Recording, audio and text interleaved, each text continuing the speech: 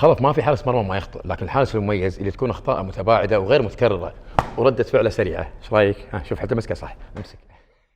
تابعونا في برنامج اللاعب رقم 1.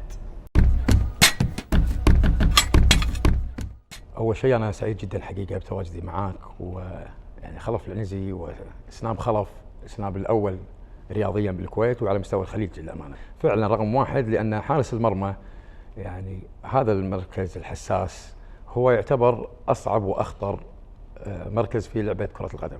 احنا يعني تواجدنا اليوم للفائده ان شاء الله تعم على الجميع من خلال كشف الخطا وتصحيحه وعلاجه.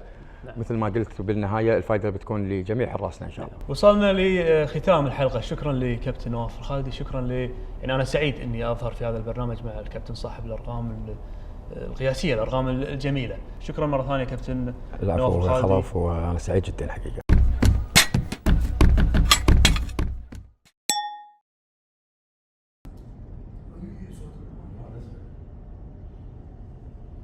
احنا عايزين هيد اند ران خلاص، ما نسترتش كتير. هذا انا متمني.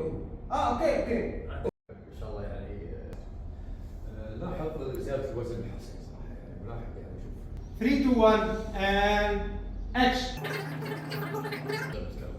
ردة فعله سريعه.